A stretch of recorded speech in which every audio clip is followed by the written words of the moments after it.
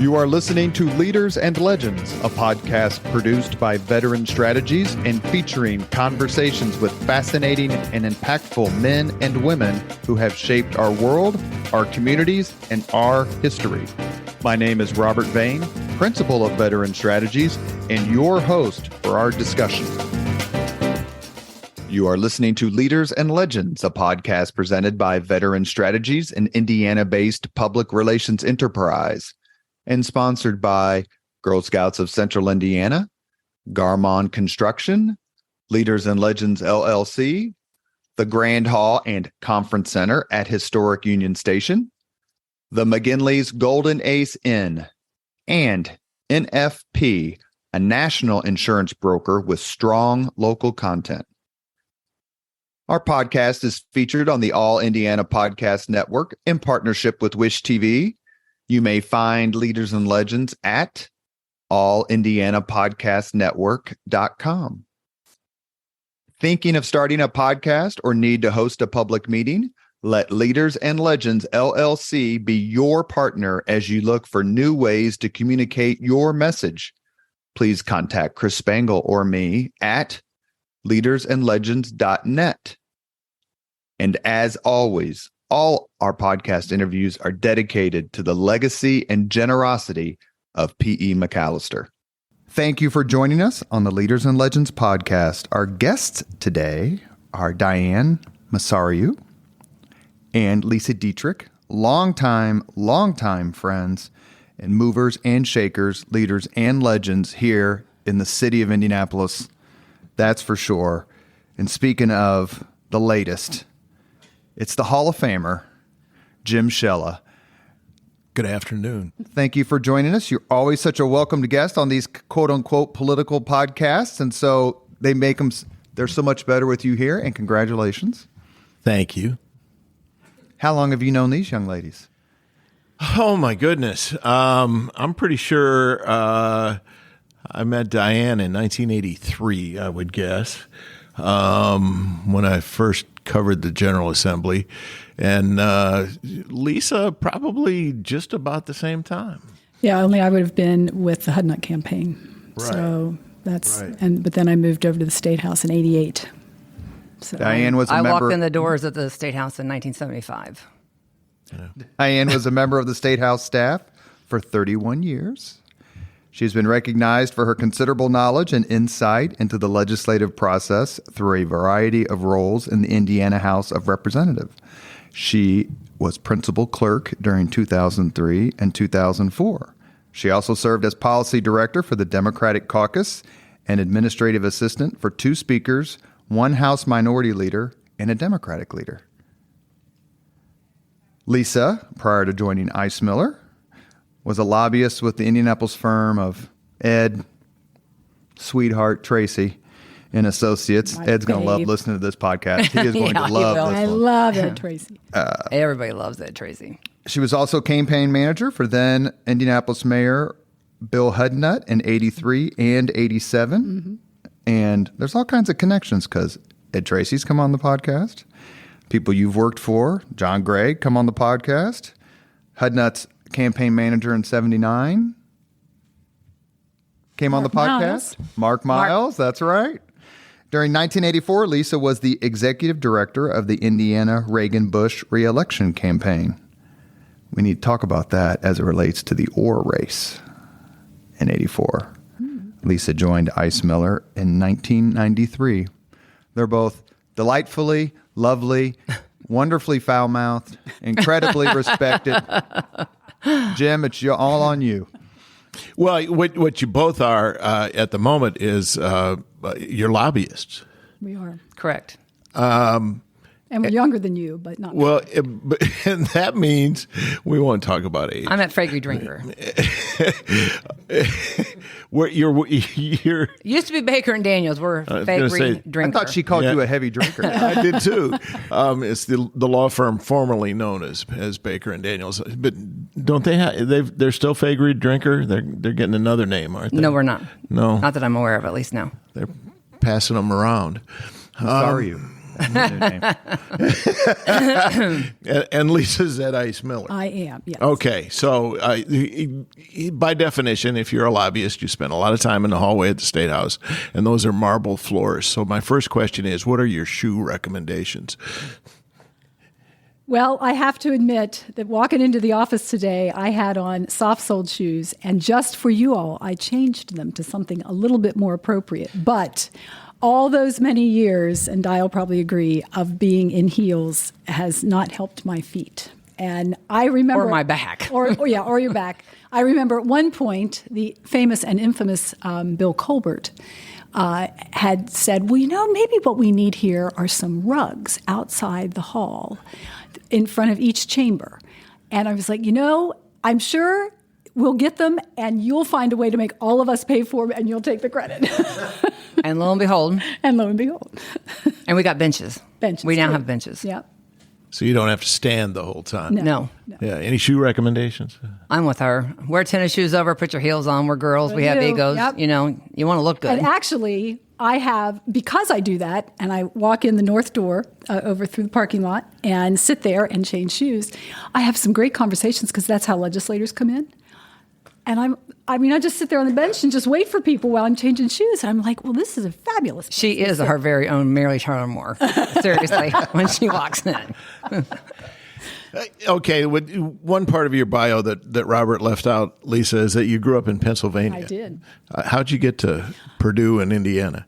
So I grew up in Greencastle, Pennsylvania, for which Greencastle, Indiana is named, by the way. A little tiny speck on the map, right by the Mason-Dixon line, about an hour and a half from the Beltway in D.C. What brought me to Indiana, if my wonderful late father were around, he would say, yep, that's right, is that I applied to 3 schools, because we're all about football in Pennsylvania. I applied to 3 schools with great names in football. And those 3 were Auburn, USC, and Purdue. At the time, Purdue, Bob Greasy, et cetera. Bob Greasy, right? that's right. And we used to love watching NFL football. And so it was like, okay, I don't want to go in state. I'm going out of state. And I wanted to go to USC. And I got into all 3. And my dad said, well, good for you. I'll pay for Purdue. I was not stupid. Went to Purdue for all 4 years, graduated. And love kept me in Indiana because I met my husband, Andy, there. So that's how I made it to Indiana and stayed. So I am, I try to be a Hoosier, but I'm always a Boiler. I understand.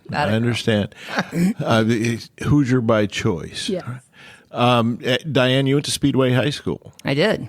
And we got something going on out there this month of May. I don't know if you've heard about it or not. I have. And you got to the State House through family connections, correct? Nope. I actually got there by default. I had, quite frankly, actually, Mom was there working at the time, but I had gotten a scholarship to go to beauty school. And, that old line, beauty school dropout, I had realized I did not want to do that for the rest of my life. Mm-hmm. And by then was not able to go to enroll in college. Everybody had started, gone.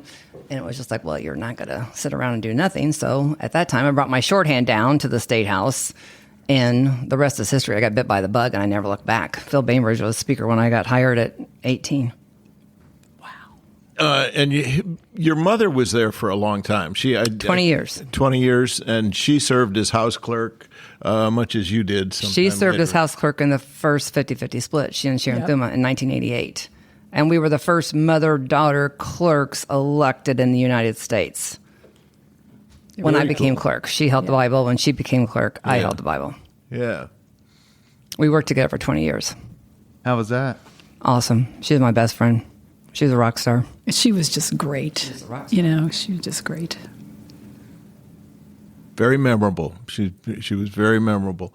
Did we mention her first name, Betty? Betty. Yeah. She had the perfect temperament for working at the State House with legislators and staff and everyone else. Perfect temperament. Tell me about working with Bill Hudnut, Lesa, because I've known some other folks who have been Hudnut staffers. He was the happy-go-lucky guy in public. He was the leprechaun in the parade. Yep. He was the guy in the stocking cap riding the snowplow. Yep. Behind the scenes, not so much. Yeah, he could. I think we all know who those of us who've worked with and for elected officials, and you know that there's a public persona and there's your private persona. And I think my only knowledge of Bill Hudnut before I really came to work there was what little I saw, because I wasn't from here, right? But I quickly learned, and I managed his '83 campaign, then worked on the Reagan campaign in '84, and then went inside the mayor's office in '85 and '86 as an executive assistant. And typically when Bill did anything political, even in his role as mayor, if he traveled and went to Lincoln Day dinners, for instance, 42 in one year, all of them with green beans, I typically traveled with him because I knew political folks and that sort of thing. So that's typically what I would do after he got off work. But I quickly learned that if you didn't give it back to him as much as he gave it to you, you were toast. So you better stand your ground. And he wanted to hear what lots of elected officials didn't want to hear, and people got whittled out of that inner circle if they were just yes men or yes women. And you just had to say, this is just crap. You can't do this. This is just silly. And even to this day, back before he passed away, he'd call up and say, somebody called me and asked me to write this letter to the editor. And I was thinking, or to take a stand on something. And I was thinking that that would be a good idea. So I wanted to see what you'd say. And I was like, okay, fine. You want to do it, great, but I'm going to write your political obituary. And I started and I just rattle off. Bill Hudnut did these 5 things, but then he did these 3 really silly ass things. and he's like, okay, I figured you'd say that, but I won't do it. So that's where it went. Well, if you don't mind, I'll tell a story that a friend of mine told me. He was on Hudnut's staff and got tired of being berated. And so one day he went over to the city market and he bought a sandwich and a beverage. And he went back to his office and he called the mayor and said, I'd like you to come to my office. And he showed the mayor a chair, handed him the sandwich and the beverage, and said, I just want you to listen for a minute. And unloaded on him, just let him have it, figuring he'd be fired. And when he got done, the mayor looked at him and said, welcome to the team. I mean, perfect example, right? He just he wanted people who pushed back and had his best interests in mind, right? But he wanted people to say, this is why you should or shouldn't do this. And you may have thought all night it was a great idea when you were writing this down, I should do this, but it's not. And here's why. And if you did that and you challenged him and it was well thought out, then you were on the team. And that team there were fewer and fewer of us at the end, right? So. Right. Diane, you worked with some pretty colorful folks. Yes. Who would you categorize as the most colorful? It's got to be John Gregg, quite frankly. That was probably a given with everybody sitting around this table, quite frankly. You were his administrative assistant? I was. Tim Jeffers was chief of staff, and Jerry Williams and John Taylor were there on the inside. John Taylor, we lost. One of the smartest guys, brightest guys I've ever had the good fortune of knowing and working next to. Just was an absolute delight. Jerry Williams, they just don't come any better than Jerry Williams. He was just smart. You could come in. Craig Fry and I were just visiting the other day, and Craig came in and he would say, I need to find a place for this. And Jerry, the legislator looking for a place for Jerry always, language. Yep, Jerry always knew. Jerry always knew. Yeah. There was Mark Cruzan, was very colorful, and if you could find him, and I always knew where he was. Cruiser always made sure that I knew where he was on the chance that they needed him. Well, you know that his office was just off the media balcony. And my photographer and I used to use the couch in that office. We called it the Channel 8 Annex because that was where we would go and just listen to the speaker of what. There was audio speaker in there that you could listen to what was going on the House floor. It was a lot more comfortable place to sit than on the media balcony while you were waiting for something to happen. Mm-hmm. Yes. And you got to mention Chet Dobas, too. I mean, you talk about somebody else that, you got to talk about Chet. Yep. Yeah. Yep. You had a lot of fun. We had a great time. I mean, it was a lot of fun. But people got along back then. They did. That we don't get. It doesn't work so well over there these days. I mean, it's not the way it used to be. I mean, it is just not the way it used to be at all. Is the disconnect or the discontent as much within the party as it is between parties? In other words, with the Republican supermajority, do they have trouble getting along, or is it just R's and D's fussing? Personally, I think that the R's and D's have gotten along better this year than they have in the last 10 years. I think that they've got their own Achilles heel within their own caucuses, right, with the supermajorities.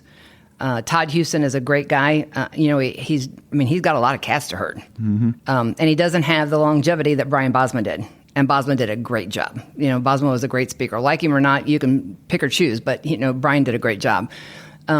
And there is that disconnect. And in the Senate, with all the stuff that's gone on over there this year, with the change in leadership, and with that many people, and quite frankly, the two chambers don't know each other. I don't ever, if I'm ever out, do I ever assume that a senator knows a representative or vice versa.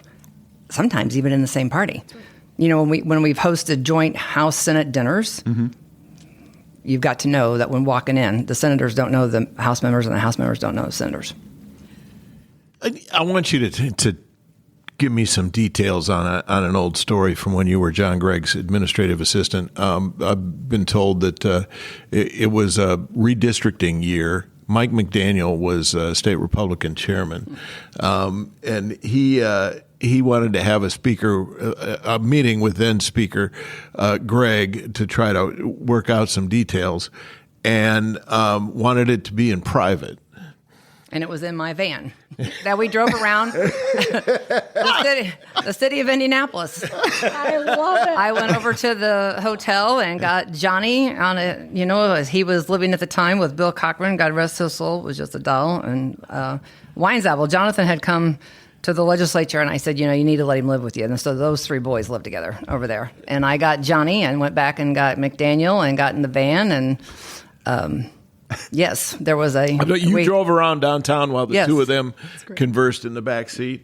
Yes, Those were the days when that's how you got deals done, right? Right? There seems to be a bit... You read a lot about...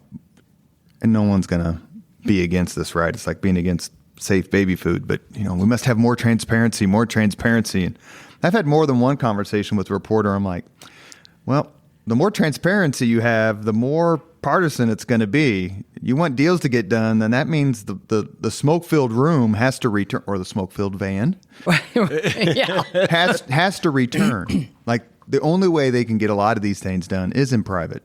Is that a fair assessment, Lesa and Diane? I do believe it's a fair assessment. I do. I think so too. And I mean, there are a couple different kinds of transparency. One is the scrutiny that all the leaders have. That everybody's watching where you're going and what you're doing. And it seems like if you even take a step one way, there's 3 people with a camera and post it on social media before you even can take a breath. Then I think the other transparency is, and this from the perspective of the public is very good. When Diane and I, Jim, were over there, you weren't live streaming committee meetings. You weren't live streaming every breath that was taken over at the Statehouse. And so from the public's facing forward, looking in, they have that opportunity. They can be connected if they want to follow an issue, a bill, a rally, something that's going on. They have that opportunity each day in the Statehouse to do so when they're in session. But I really feel like what it then has done is that it's tough to get those deals made and cut.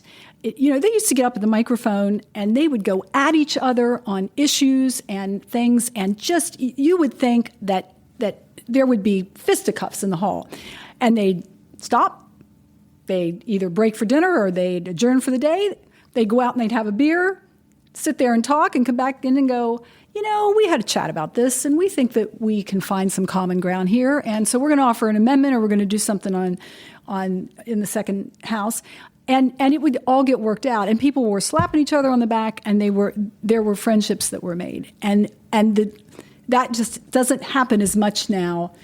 I think in this process, but I do agree with Di that I think this year a concerted effort has been made with the freshman class coming in, and there have been a lot of them, to try and find either mentors or just get to know someone who is across the aisle, either in a different chamber or in a different caucus. And I think it has worked out really well. And you've seen more members of the minority party having bills heard and putting majority party members on their bills as second authors or second sponsors. I mean, I feel like that has been a bit of a breakthrough, and I hope it continues. Well, and make no mistake about it. I mean, to the victor goes the gold. And when the Democrats were in control, the same thing happened. That's correct. I mean, you better have a D on there before you go to think about putting an R on there. That's just how, this is how the life is, sure. Right? But the numbers make the change bigger. I mean, there's no balance. The numbers used to be closer. They had to get together. Quite frankly, there wasn't as much to do in downtown Indianapolis as there is now. Right. They were together more. They would socialize more. I mean, they really, truly did have a bond that they don't have now. And I will tell you, people can't see me right now, but I'm lifting up my phone. Right. And in as much as this has done great things for us to be able to, ask Siri, blah, blah, and you're going to get an answer, this has been such a divide, in my opinion, on people just spewing whatever on God's green earth they're thinking. There's no filter. And there isn't a filter. And it's unfortunate. Twitter? You're saying Twitter's a problem. I'm saying all of it is a problem. I'll just say that Lou Gehrig just called me. Do you want me to call him back and so he can be a part of this conversation? I do love him. There was an election. Was it 96? Was that the second split? What was the second 50-50? Was it later than that? We've had people. The first one was 1988, right? Which is when I started lobbying. And we've had people on the show, Jim, who've talked about how the first 50-50 split was kind of when things started to turn and get more partisan. Well, that was a tough moment. Well, we were there for a long time. If you recall, we left on Thanksgiving morning. Organization Day, where they select a speaker, started on Tuesday, and it ended sometime after midnight on Thursday morning. I remember, lawmakers had gone home. I still had to write stories and put TV stories together. I think I got home just a little before the sun came up on Thanksgiving morning. Yeah.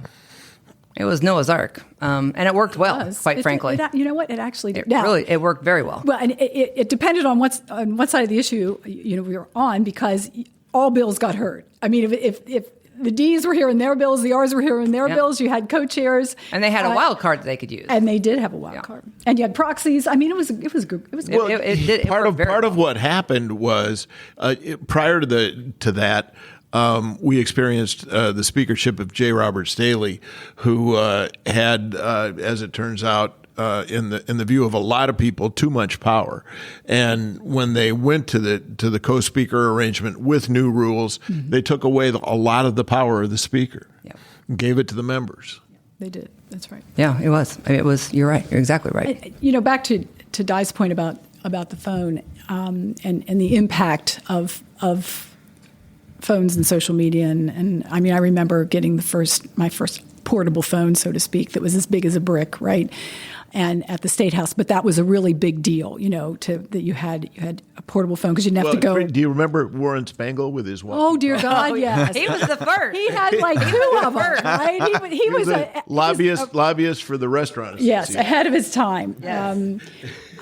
But I mean, he would walk around. He'd have at least two phones, and sometimes, or two walkie-talkies, and sometimes he'd have them simultaneously held up, one to each ear. And I don't know if he was having the people talking to one another on each of these. It was terrible. But I will say the other thing, and this speaks to Jim's. Warren was a good lobbyist. He was a very good. He was always working the beer baron bill, and if you wanted a vote count before they put him on the board, Warren could give it to you. But I will take up to Jim and the third estate, if you will. That I came in '88. What was it in '90?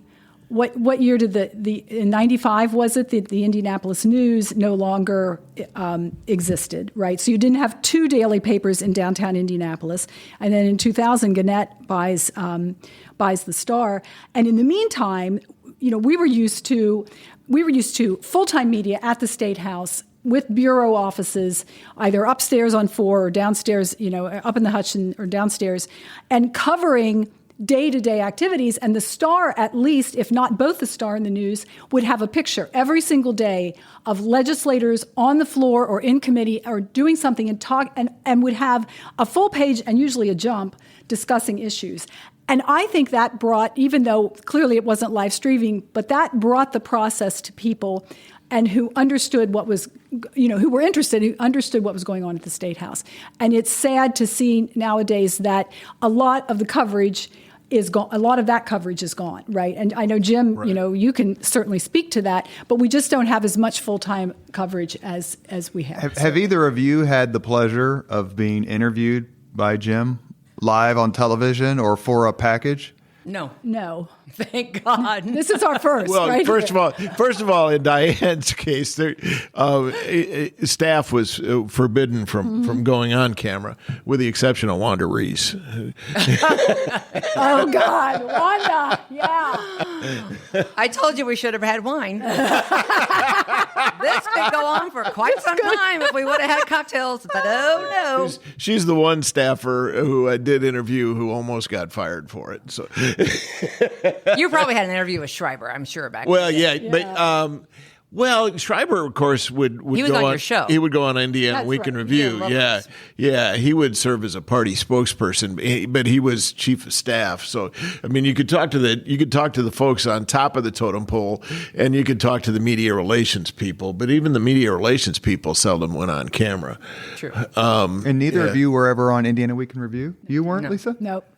No. You chose John Hammond over. I love John Hammond, but you chose John Hammond. He is a Republican National Committee. That's right. He gets all the respect in the world. He deserves it. Pretty big Lesa on- Dietrick. No thanks. No thank you.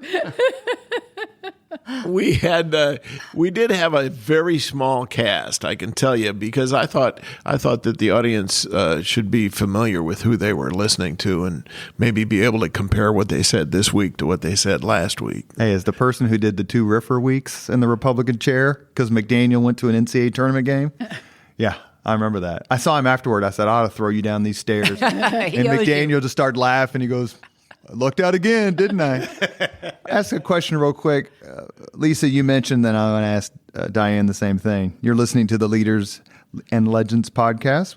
Co-host Jim Shella, along with Diane Masariu and Lesa Dietrick. You mentioned someone you loved a few minutes ago who I love. He's more like my father, acts Ed like him, Tracy. talks like him, looks like him, from the East Coast, Ed Tracy, than anyone I've ever met in politics.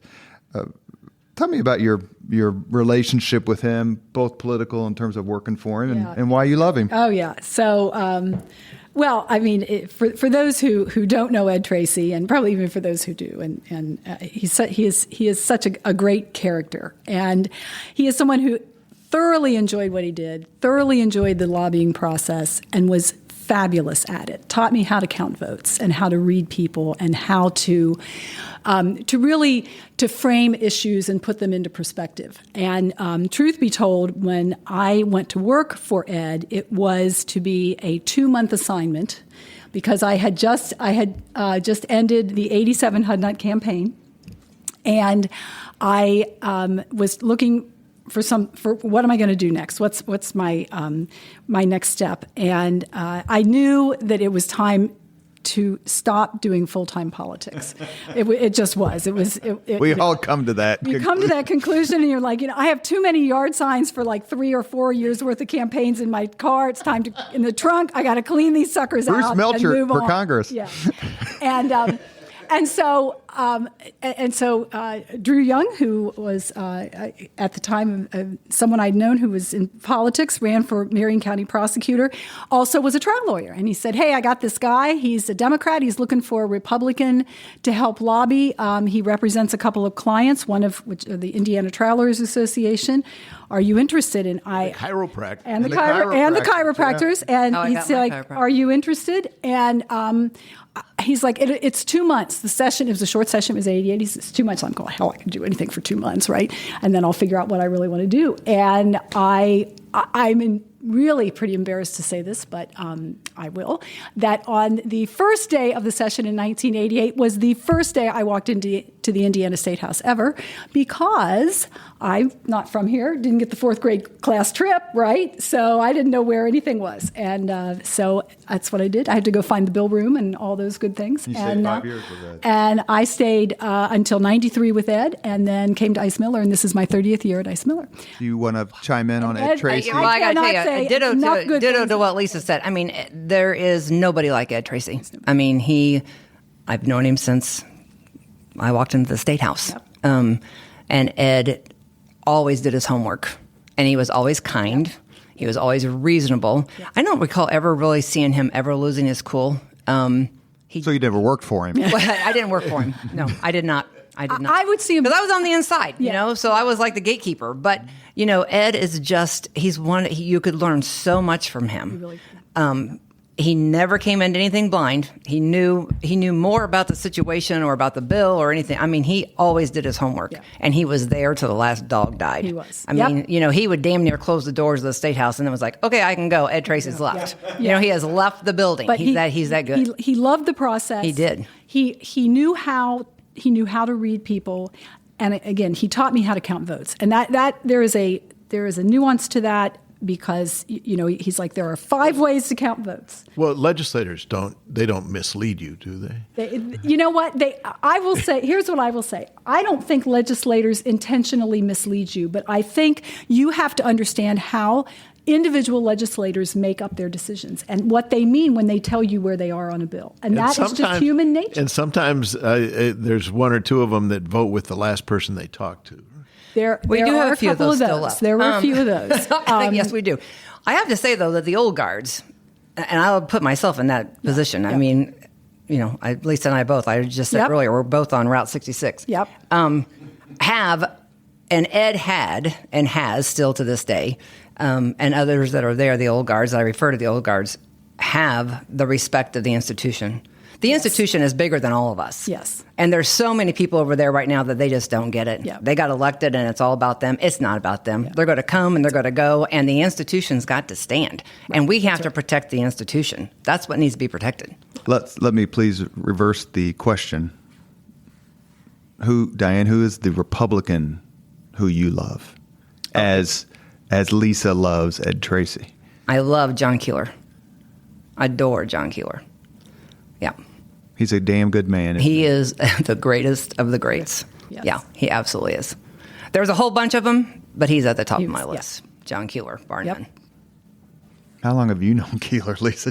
I think the first 50 times I saw you in my life, you were in a room with John Keeler. Well, it would be because of politics, right? I mean, you can, in political, you know, on the political end, the large P political end, being involved in politics before I came to the Statehouse, I knew John Keeler. Keeler was a state representative. He was chairman of the Marion County Republican Party. Yep.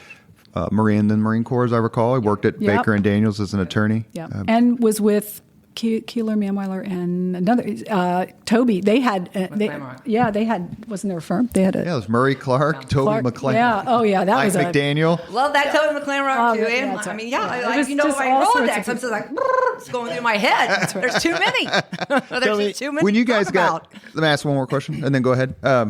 When you guys got started, I mean, I've spent, you know, not nearly as many hours at the Statehouse as you three, but you know, thousands. Were there that many female lobbyists? And how did you, because it's obviously grown, you know, there's considerable, really strong lobbyists. There were, you know, strangely enough, there were always more female lobbyists in the last week. Would you like to expand? Huh? You want to expand? It just, and I'm not making this up, and I'm not trying to be crass. When it came down to crunch time, it seemed like there were a lot more young ladies in short skirts out in the hallway. Am I wrong? I'm just not even going. Not touching. You can tell they currently go to the Statehouse. There's more women though. Period. Right? There's more women in the House and in the Senate, and there are more women elected officials generally. in the hallway. Although I think when I first started lobbying, we had more women in the chambers, maybe even in the House, because there were more women elected to office. And then for a while, then there was this like we hardly had any new women getting elected. Well, that's true. Yeah, I agree with that. But yeah, I would say it's now on the upswing. You are listening We've had to some great ones. That's all right. You are listening to Leaders and Legends, a podcast presented by Veteran Strategies, an Indiana-based public relations enterprise, and sponsored by Garmong Construction, Leaders and Legends LLC, the Grand Hall and Conference Center at Historic Union Station, the McGinley's Golden Ace Inn, and NFP, a national insurance broker with strong local content. Our guests today are Diane Masariu, Lesa Dietrick, Hall of Famer Jim Shella. We're talking about the old guard, the new guard, the Statehouse, and anything else we can think of. Well, Diane, you talked about being the gatekeeper. You had a desk right outside the House Speaker's door, and you were the person who everybody who wanted to talk to the Speaker came to. I'm guessing that you had an encounter or two that was memorable for somebody insisting that they needed to get into the Speaker's office. Actually, I didn't have anybody that would come in, and there were times when maybe Mike or John didn't want to see somebody, but I would make them see somebody, even if it was for 5 minutes. Mike. Phillips. I worked for him as well when he was Speaker. And those days were the days that, you just wanted to wrangle them. We'll call a spade a spade. Look, we all have a job to do, and so part of the job is fundraising, right? It's a part that nobody likes. But at the end of the day, all you got to be able to do is go back to their client and say, I met with the Speaker. Like, that's a big deal. It's a big deal to be able to say that, right? Right. But I thought I did get to see, obviously everyone did have to come past me in order to get through, but one of my favorite things when I sat at that desk was having coffee every morning with Jim Smith. God rest his soul. Who was Jim Smith? Jim Smith was here. He was a lobbyist for the law firm of Johnson Smith. Well, but he started with Orr. Yeah, right. He did. Right, he was on Bob Orr's staff. Mm-hmm. He was the kindest soul, and he was at the Statehouse every morning. He would come in early because he knew I was there. He would get his coffee. He would just sit in the corner, get his little paper, read the paper, have coffee, maybe chat, and then give me a hug, and out the door he went and on his way. What about news media trying to get into see Mr. Speaker?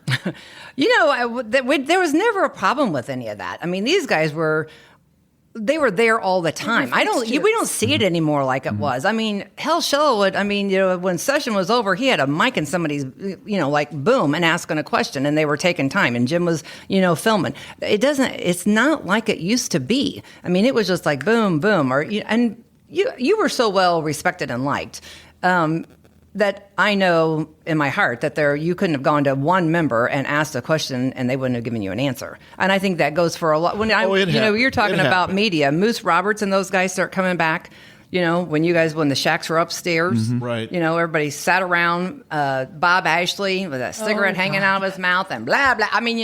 Those days. Well, in the press club, you had people went to the press club, right? Sitting around shooting the shit. It was. Sorry. It was, it was different. Yeah, it was different. Well, and you mentioned the press club, and Lesa earlier talked about folks having an argument on the floor and then going to get a beer. Yep. When the press club was across the street, I think it contributed to a different atmosphere in the Statehouse. Completely. There was a lot of socializing, and party didn't matter. Maybe we should do a podcast, Jim, on the press club. That's not a bad idea. Oh, it was so Why much did it fun. die? What happened? Well, I think there were a number of factors, including the fact that it never was very on good financial footing. Yeah. I think that really was it. Yeah, it started at the top of the ISTA building, which was awesome to be up there and be able to look over at the Statehouse, and you could see who was leaving. Like maybe if you were waiting on somebody, like a legislator, like, oh, they're walking to their car. Yeah. Boom, man. Like, go do whatever, right? Yep. And then we got moved to the basement. Yep. Moved to the basement. Yes. But it was... it was kind of like what happens in Vegas stays in Vegas. Yeah. At the press club, everybody there was a rule. There was a rule. It was the press club, so the press was welcome.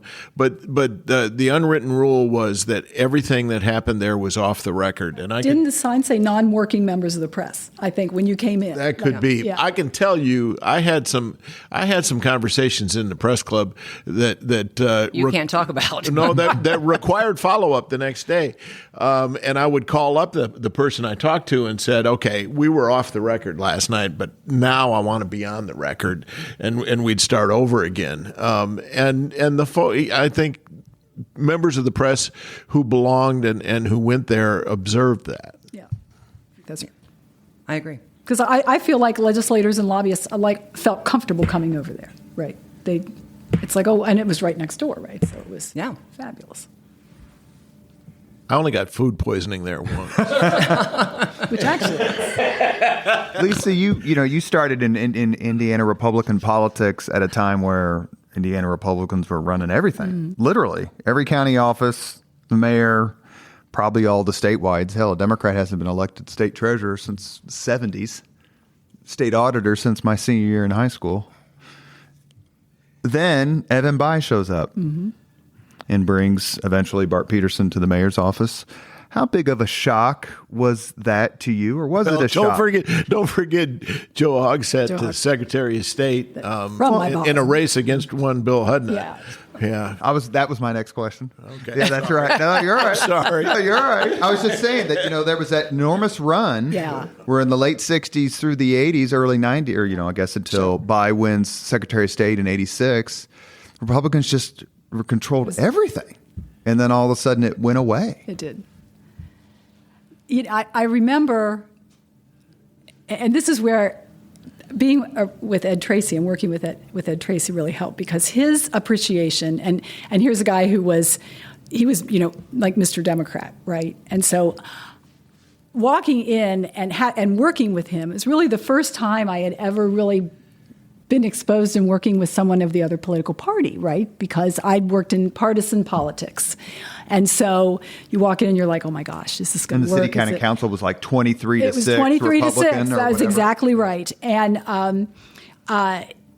so I'm walking in thinking, what is this going to be like? Are we going to have anything in common? And it turned out that we had so much in common because we had this great appreciation for the political process. And he was as rabid a D as I was an R, right, at the time. But we could sit there and talk about, and he had stories going way back, right? Because he was with the Young Democrats, and he would talk about national conventions and all those things and he was, when he was in Bloomington at IU, he was also, I want to say, party chair. He was Monroe County party chair. And so he was in there stirring the pot. He just, he was great at that. But he understood the importance of partisan politics as it related to policymaking, which was really, really an important thing for me to learn, because as much as you've got this young person who's worked only in partisan Republican politics and no exposure really to the other side of the aisle, but it really gave me a great appreciation for, you've got to have two parties, and you've got to have two parties in the process, because if you don't,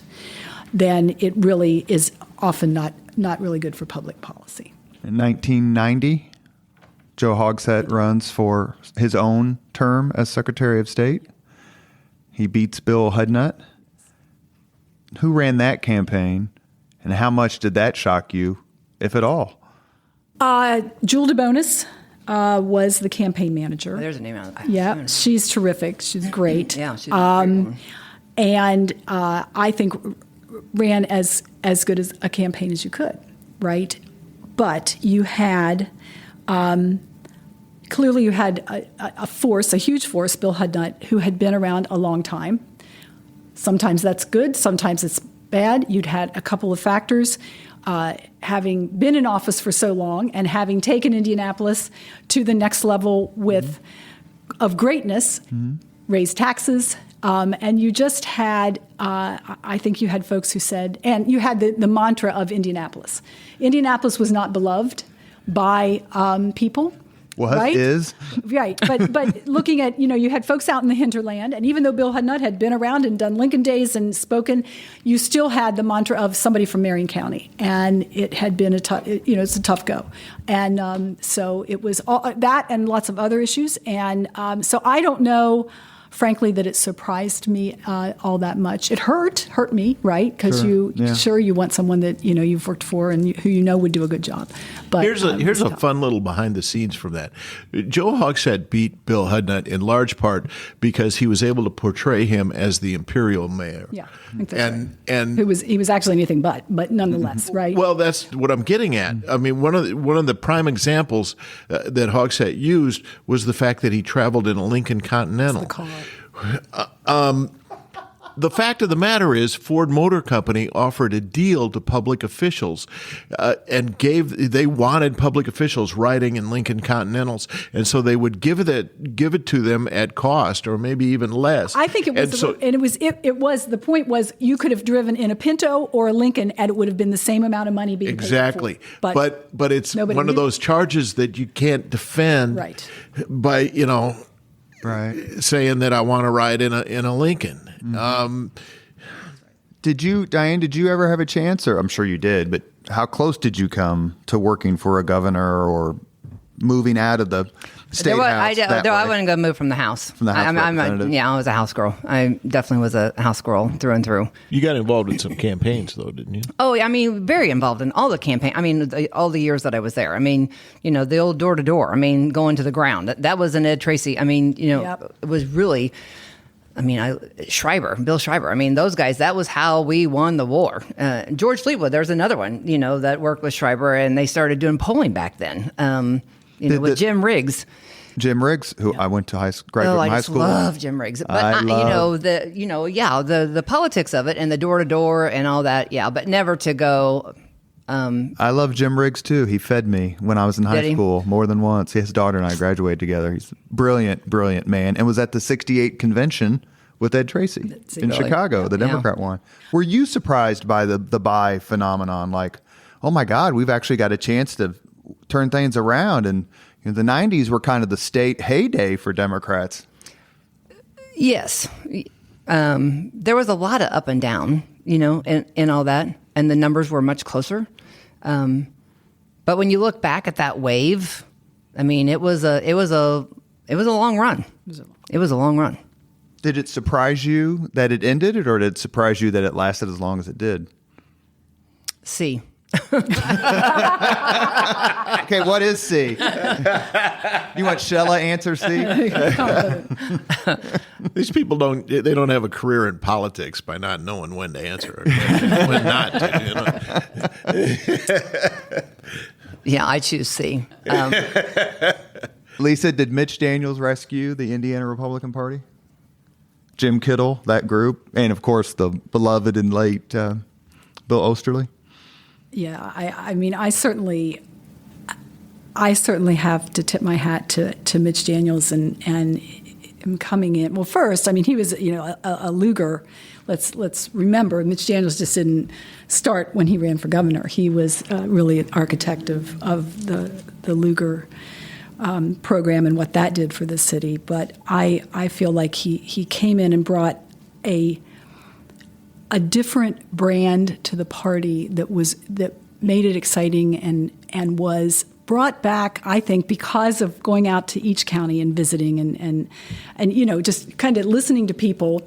I think brought back that brand of boots on the ground politics, really, if you will. And he absolutely did. Absolutely did. And in a way where he listened to people, and at a time when they were sitting in their homes at their tables, and they were talking about things that just meant that were important to them. And that politicians need to take a page out of that and listen to what matters to people. Not all these many lofty things, but sometimes it's what matters to you at 5 o'clock or 7 o'clock in the evening when you come home and you're thinking about your family and you're thinking about your future and your kids and all that. And I feel like he took that and in a way that very few people can and turned it into, here's how we make Indiana just a fabulous place in which to live and work and raise a family. And that was just, I think it was old school. Daniels is old school and a brilliant turn at the time. And it was, however, it was, overlaid with kind of a bit of modern day, right? I mean, you had the opportunity to, he threw things up on the air, and they produced, little vignettes that you were able to watch on your phone that were really cool, and they grabbed at you. 15, 20 years prior to that, you couldn't. That's when the old school boots on the ground making phone calls was the only way to go. But he really turned it into modern day, but really used those basics.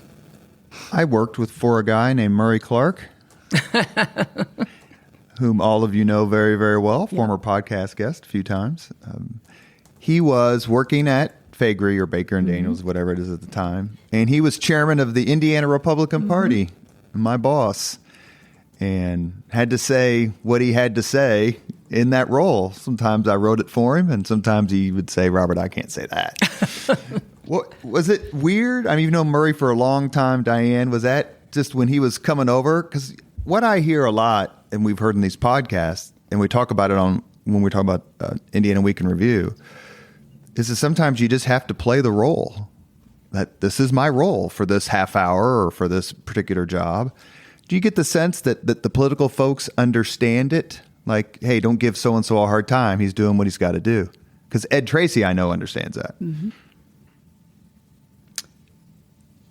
Murray is, look, I mean, Murray's done so much. I mean, he's been around, he's right there with us age-wise. And he's a smart guy and has, to your point, said, okay, I have to say this. You really want me to say this? Okay, I will do it, Now, trust me, that child will push back and, calls his own shots. But, I'm sure that he's had many a time sitting around a table with Mitch Daniels and others where it was just like, this is the way it's going to be done. This is what's going to be said.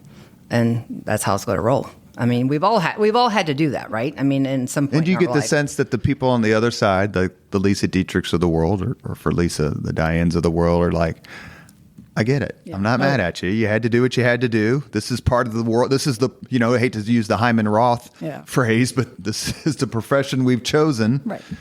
And what I hear a lot is it's within the parties. We talked to Robin Winston and Mike McDaniel for the podcast, and they were talking about how fellow Ds or fellow Rs would really give them a hard time. But the other party would be like, yeah, man, you got to say that. Yeah, you got to do that.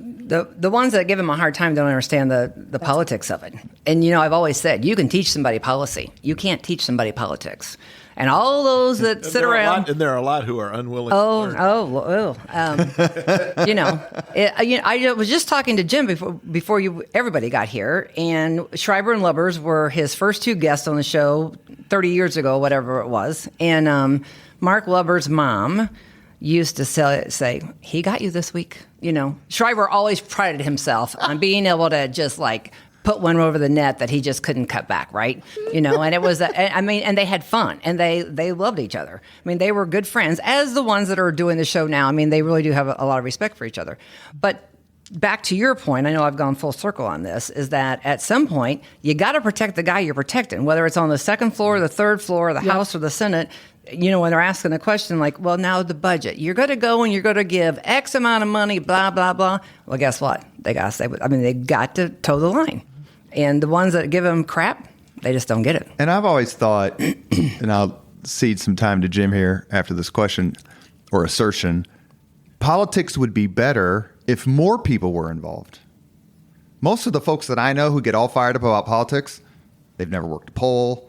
They've never done dear a walk God, list. no, they've never done that. They've never done anything. Right. They just, and I'm not going to blame it on social media per se, because, political Cable TVs. Too. Political you're tempers have been around a long time, right? Yes. Right. So if more people would be involved and they would have more interactions with the other side, you would be like, oh, so you were a veteran? Or, oh, you grew up in my neighborhood?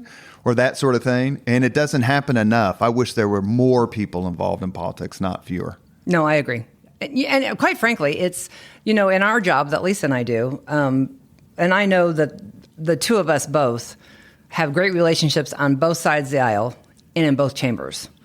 And I could go through the list, and I know Lesa could do the same thing. I could tell you damn near every one of those legislators sitting in both chambers, how many children they have, how many dogs they've got, that's our job. I mean, I think it's really part of our job to know them. We don't have to agree. We can agree to disagree, and we're going to be there for a client. We're going to be speaking on behalf of a client. But it's great to have that relationship and what they do. At the end of the day, they're just people too, right? They put themselves up to do something I have never done, which is run for office, right? So hats off to anyone for making that for making that decision. But then they come down here and they have a constituency to represent. And so first, as someone who's in the hallway, you have to understand that. You have to say, regardless of what you have, what issue you have, if that won't fly in this legislator's district, then it's just not going to fly. And you just want them to understand, well, if your constituents don't like this, just here's the impact then where that intersection of policy meets kind of the political, the road. Mm-hmm. And so that's just kind of where it goes. Well, and at the end of the day, there's very few issues. I mean, there's a handful where they want you to toe the party line. That's right. Plain and simple. Yeah. And that's harder to do right now because of all the cats they've got to herd over there with sitting with two supermajorities. Yeah, it is hard. Well, explain this to me, because you both work for big law firms that have lobbying teams that are made up of Republicans and Democrats, and even small lobbying firms tend to have a Republican lobbyist and a Democrat lobbyist.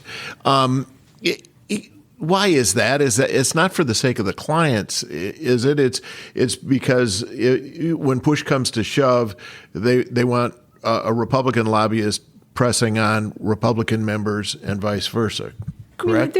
I'd say there's some of that, just the natural relationships you have if you're involved in partisan politics as sort of your hobby, which is what got me to this point. So I certainly, and I appreciate the political process and believe that if you don't appreciate it and you don't really understand, the hardcore part of working in politics just on a volunteer basis or having done it full time for a couple of years, then it's really tough to understand the legislators over there, because that's how they got to the Statehouse. They ran for office. And so your ability to appreciate what they had to do to get elected and then to stay elected, I think, is important. But yeah, I mean, it's probably could be said that yes, in times, particularly in where there are partisan matters, it's very difficult for someone who's on the other side of the aisle probably to go have a really in-depth conversation, especially if it's someone who remains active in party politics, right? And so you're not going to. I sat on state committee for a while. It's tough for me to go in and talk to somebody about, well, on the other side of the aisle, well, this is really important when I'm sitting over here in a partisan sense. So I think that's it. But I value those nonpartisan relationships, or in both caucuses and in both chambers, just because 9 times out of 10, you're going to come up against something that is not a partisan issue. Diane, how much do you think local politics, as we're discussing it here, is influenced by what is happening nationally? I must act this way or say these things or do these things because that's what the national R's or D's are doing, or that's what the national media is covering. When you say local, you mean that limestone building over here? That limestone building. I think that there's a little bit of it. I wouldn't say there's a lot of bit of it, but I do believe there is a little bit of it. But there are pockets of those little bits of people over there. There are pockets. There are different pockets of people over there that, that kind of fit into that little groove, right? And so I think that there is some. I don't think there's a lot. I think there is some. Do you run into Republican legislators who are unwilling to talk to you because you're a Democrat? Never. I don't think they ever. I mean, I don't think that is. Well, first of all, it's never happened. And when you were asking that question, I think that part of it is longevity. I think that back in the day, it was like Noah's Ark. You had a Republican, you had a Democrat, in the lobby. The fact of the matter is that when it comes to politics, okay, I get it. I get it. Those of us in the business get it. Everybody gets it. But when we're going in to visit with leadership for a client, it is, with Brian Bosma, with Paul Manweiler, with Mike Phillips, with Rod Bray now. They all go, name them all, right? They go back, whether it was Ed Tracy going in, they had a lot of respect for Ed Tracy. Ed Tracy had a lot of respect for them. And again, I'm going to go back to the institution. Diane Masariu, when I go in with the Mod Squad, as I refer to us, Joe Smith, Chip Garver, and myself, Michael Cole. Let me just take you, some of you people that are listening to this, the Mod Squad back in the day, Clarence Williams. Google it. Google it. Yeah, Google the Mod Squad. Diane Masariu, Chip Garver, and Joe Smith. At any rate, when we go in to visit with them, we have the utmost respect for those that are in leadership in both chambers, in both parties, and I know in my heart that they have respect for us and that we're there, we're going to be honest. That's all you got to go on, is your word, right? And I will tell you that it's, no, I've never had anyone not. Jim, do you have a final question before we get to the 5 questions? I have over the years encountered people who, when they ask me what I do and I say I'm a political reporter, they go, "Ooh, how do you stand to work in politics?" And what I tell them is that there's politics everywhere. There's politics at church, at work, at home. Politics is the only place where they call it what it is, so you can suspect everybody's motive. But do you find people who recoil when they find out what you do? Oh yeah, it's what's Thank God for Andy Dietrick. Yeah, that's right. Yeah. Here, go talk to him. Yeah, go talk to my husband. But yeah, people are like, you're a lobbyist. Yeah, okay, well, right.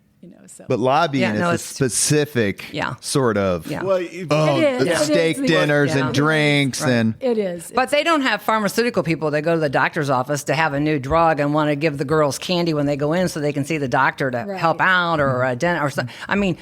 It's just like there's lobbying everywhere. Too. There is. It's politics. There really is lobbying everywhere. I said right now, if I drop dead in this room today before we leave, I am the luckiest girl in the world.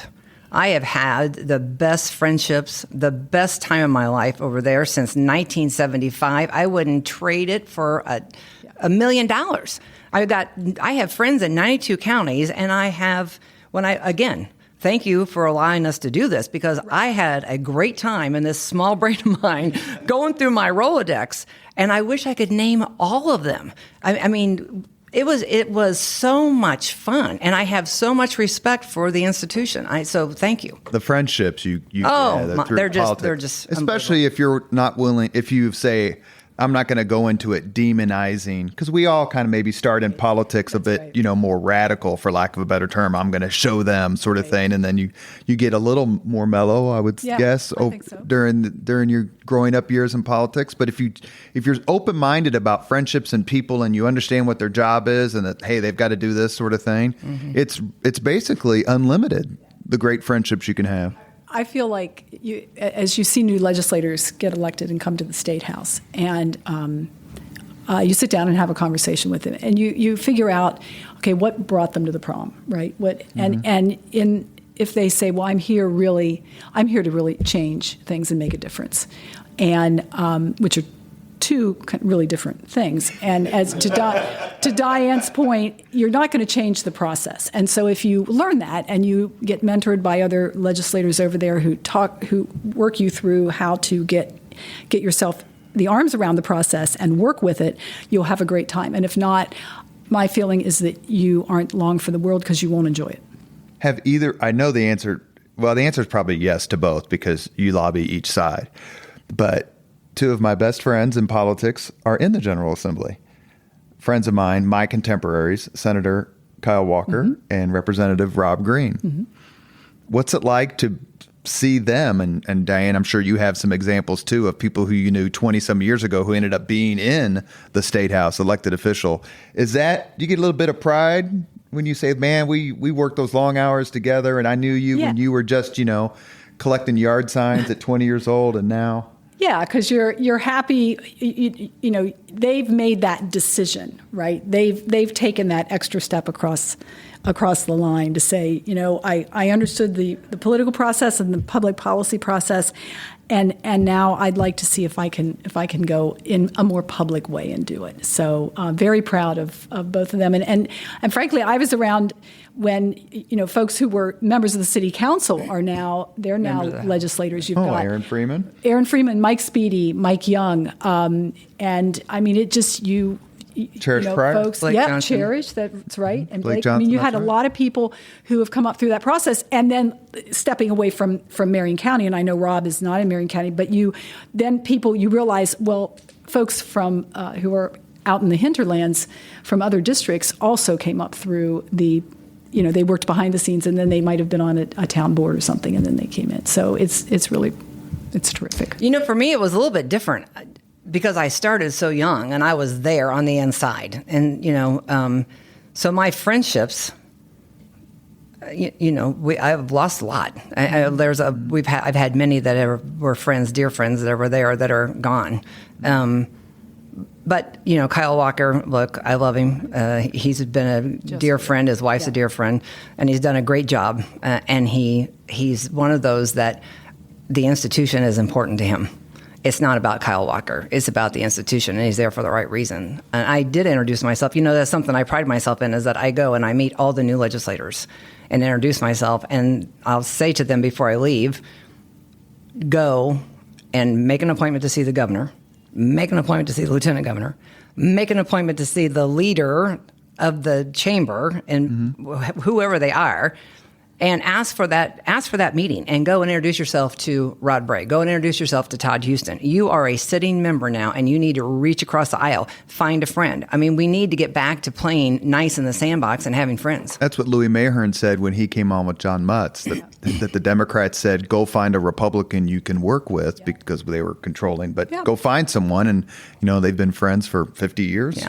Yep. At least. And you're right. Jennifer Hollowell, smartest person I ever met in politics. Yeah, Absolute. She is a good egg. Terrific. Genius. Yeah, she is. We've reached the point in the Leaders and Legends podcast where we ask the same 5 questions of all of our guests. Lesa, do you want to you've already had this once. You want to do it again? Because you change your answers. I don't recall what they were. So I don't think Dave Arlen or Joe Slash are going to call you and say, hey, you lied to us the first go around. Have at it. You ready? Yeah, all right, go. We have to, okay, go. So give us the first question. Lesa, what was your first job? Paid job? Yes. Like paid beyond babysitting, let's say. I worked in food service at Purdue. I was in the cafeteria. If babysitting doesn't count, Westlake Drive-In was my mom's best friend. She owned the Westlake Drive-In over on Beachway Drive, 935 Beachway Drive, Indiana's finest outdoor showplace. Terry Court's the last resort. That's where I worked. Lesa, what was your first concert? Oh, I'm really embarrassed to say this because nowadays kids go to concerts before they hit double digits in their age. But for me, because I was this little girl from, Pennsylvania, I didn't go to a concert until I came to Purdue, and it was Chicago and the Doobie Brothers in Market Square Arena. Oh, damn good concert. Jim, would you like to weigh in? I saw Chicago at the Metropolitan Sports Center in the Twin Cities in 1973, I think. It was awesome. Tremendous concert. Yeah. Jackson 5. At the drive-in? So jealous. No. I am so jealous. Jackson 5. Here. First time they came to Indianapolis. Market Square Arena? Yes, sir.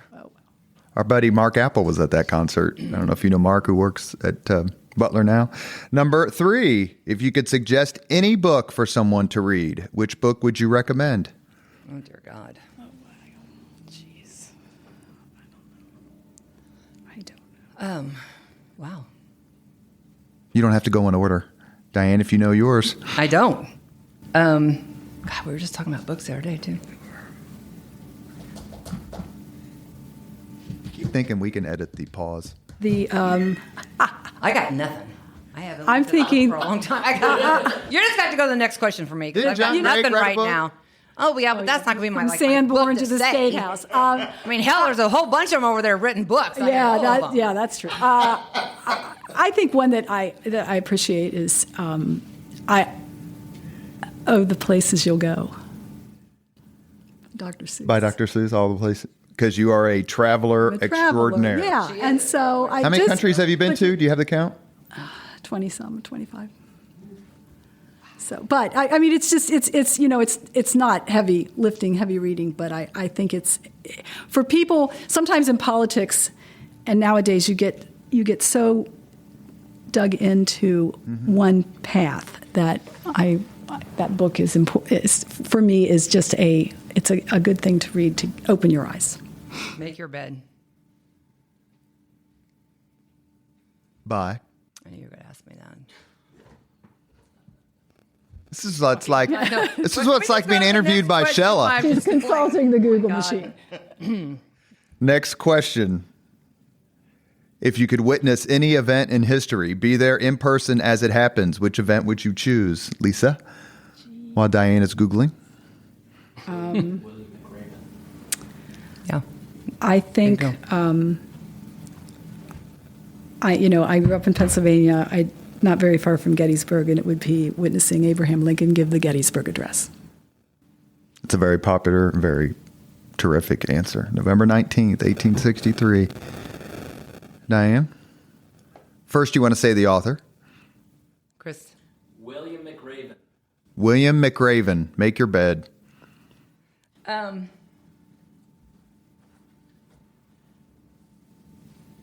I don't know, Lesa, that's a pretty darn good one that you just gave.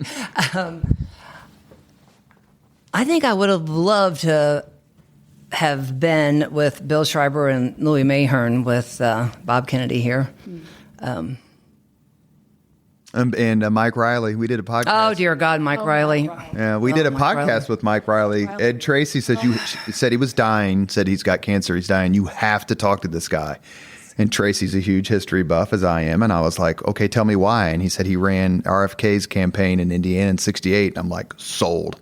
And it was a terrific podcast. What a, rest in peace, Mike. What a I'm gonna go terrific, back and listen to that. terrific conversation. Oh, there's another great one.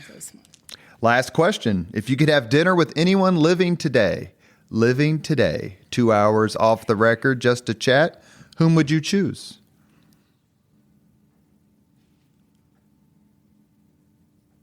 Living today.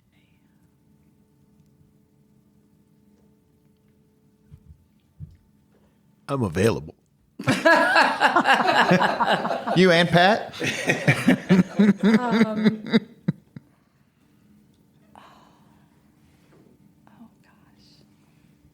that? Most popular answer is Barack Obama. Second most popular answer is probably Paul McCartney. I mean, you can gaze throughout the world. Who do you want? Okay, living today, with that in mind, because I am just such a fan, and I saw him when he finally made it here, I think I'd really enjoy having dinner with Elton John. Elton John? Mm-hmm. Because Brilliant, he's- genius. Yeah.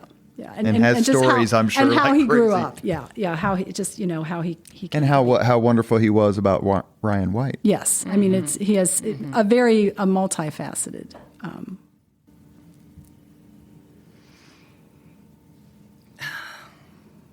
there's so many. I mean, there really are. That's hard. I had my answer all picked out until you said living.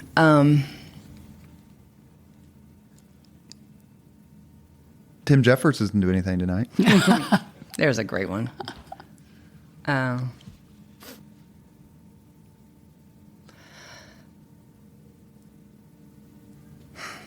know. You got me stumped. There's choose one. There's I no right know. answer. I know. I'm trying. I'm trying to think of somebody that's not like media related, politically. Because that really takes. I know. Yeah, it really does take out Shella then. Darn it.